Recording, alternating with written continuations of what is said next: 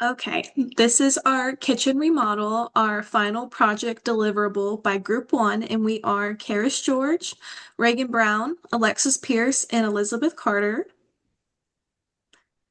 And today we're going to be talking about the structure of the project team internally and externally, our high-level budget information, our risk matrix, and our risk management plan. Mr. and Mrs. Smith does have a little bit of an outdated kitchen, but don't worry, we brought the best of the best. Jonathan and Drew Scott from the Property Brothers. They will get everything taken care of and handled. And this is our structure of our project team. So internally, we have our project manager, our employee one, and our employee two. And then externally, we have our subcontractor. Moving on to the high-level budget breakdown. For this project, we have 6 different divisions. The largest division being the ordering of materials, following up very closely by creating subcontracts. Out of all of these 6 divisions, it creates a whole idea in how we can possibly reduce the budget should the client come back and say that we are spending a little bit too much on this project. But otherwise, it does give us insight on what we can improve. Moving on to this next slide, we'll give you a breakdown per section item. So for the demolition section, we can see that the demolition itself is the most expensive part of that project. And the only way really to reduce that down could be to add more manpower to potentially reduce the time it takes to haul away each section or to outsource it completely. In section 2, we have the ordering of the materials. And as you can see, ordering the cabinets and the appliances are kind of pretty much equal in how expensive they are. And so if we wanted to, we could reduce the amount that the cabinets cost to save costs on projects wherever needed. Then moving on to the creating subcontracts category, we have the countertop subsection, which is taking up a very big majority. If we perhaps outsource that, that's something that we could do to reduce that cost and sort of balance out that budget. But otherwise, you'll tend to see that the countertop is the most expensive. Moving on to section 4, installation of everything.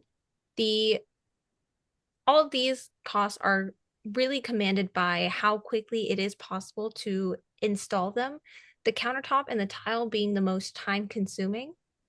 Now, we could increase mountain power and try to get that done in less time, or we can alternate to a cheaper material. However, Mr. and Mrs. Smith deserve the best. Section 5, once again, this is coming down to labor hours to reduce the cost because it's just painting. But we could, like we'll mention later in this presentation, we can outsource that as well. And then last but not least, we have section 6, the acceptance section, and there's not really much we can cut down. Just hoping that all of these past 5 sections are done properly. So during this project, we have 5 different risks. One of them was the paint on back order. We had some measurement errors. There were damaged materials. We uncovered a hidden roach infestation, and we discovered paint drippings on the floor. So here is our risk matrix broke down per risk.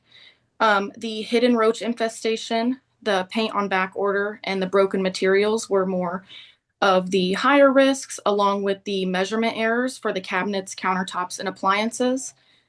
We had more of a minor risk of the paint dripping on floor because that can be easily fixed. And then, like I said, the 3 more major risks were the roach infestation, the paint on back order, and the broken materials, where they were more major to high moderate severity. And For the roach infestation, we decided to mitigate that risk. The paint back order, we also decided to mitigate that risk. Broken materials, we had a strategy to avoid. The paint drips was a risk we also decided to mitigate, and it was the same for the measurement errors. As you can see, we reviewed a lot of potential risks, but there's three main ones that we're going to dive deep into because they stood out to us as product managers. These risks would slow us down and increase our costs. Our first risk we discovered during demolition, which could be a potential roach infestation. We could discover this infestation under the sink or any other appliance like a fridge. The second risk that we looked at was our paint being on back order. Potentially, they could be filming a new movie, and so the color that Mr. and Mrs. Smith wanted, Pantone 219C, would be on back order. And then there's the broken materials, which happens in multiple phases.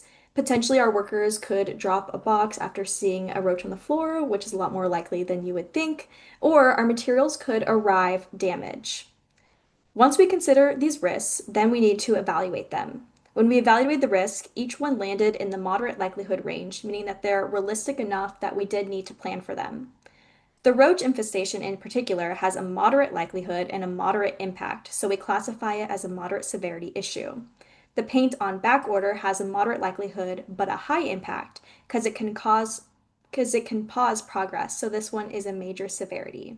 And finally, the broken materials also have a moderate likelihood and a high impact because it delays replacement costs or it can add up quickly. This places it in the major severity category as well. So, to keep these risks from affecting our schedule and our budget, we put in clear mitigation strategies and one avoidance strategy in place. For the roach infestation, we'll make sure to inspect behind appliances before our demolition phase, and we'll keep pest control on standby. We did our research on different local pest control companies prior to demolition. We also set aside $125 of contingency funds for unexpected cleanup or delays. For the paint back order, we'll make sure to confirm our paint order very early and also verify that this color is available with multiple different suppliers. We also allocated $100 of contingency funds to outsource or fast track the paint if needed. So if we needed to have that extra money to overnight it or have it shipped to us on the weekend, we're able to do so. And finally, for the broken materials risks, we'll buy the $25 of shipping insurance. We'll make sure there's bubble wrap and careful handling on site from our team members. We'll also make sure to inspect our materials as soon as everything arrives prior to starting construction. These steps show how proactive risk management helps us keep the renovation on time and budget by addressing issues before they turn into real problems for our kitchen renovation. We were fortunate enough for our project shift to be extra funds allocated to our budget. So this is where we put all that money, was in our risk management plan. Because of this, our property brothers were able to successfully renovate Mr. and Mrs. Smith, and they're left very happy and content customers. Thank you so much for listening to our project management plan. Let us know if you have any questions.